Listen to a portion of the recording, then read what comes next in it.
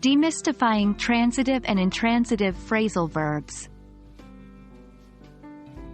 Hello everyone, and welcome back to our Grammar Fundamentals series. Today, we're diving deeper into the world of phrasal verbs. Our focus will be on transitive and intransitive phrasal verbs.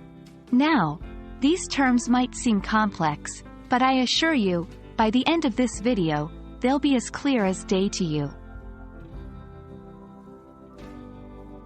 First and foremost, let's briefly revisit the concept of verbs. Verbs are words that express an action, an occurrence, or a state of being.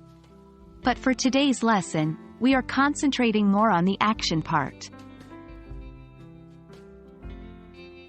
Moving on to phrasal verbs. A phrasal verb is a verb followed by a preposition or an adverb.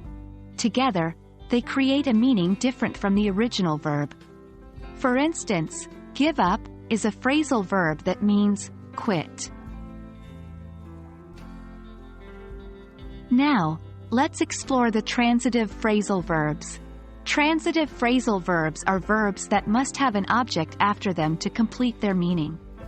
Think of the object as the receiver of the action. For example, in the sentence, I put on my shoes, put on is a transitive phrasal verb, and my shoes is the object. Conversely, intransitive phrasal verbs are verbs that do not require an object to complete their meaning. The action doesn't pass over to an object, it just happens. For instance, in the sentence, he woke up is an intransitive phrasal verb. Here's a tip to help you differentiate between the two. If you can remove the object, the word or words that follow the verb, and the sentence still makes sense, it's likely that you're dealing with an intransitive phrasal verb. If the sentence seems incomplete without the object, then you're looking at a transitive phrasal verb. And that's a wrap on transitive and intransitive phrasal verbs.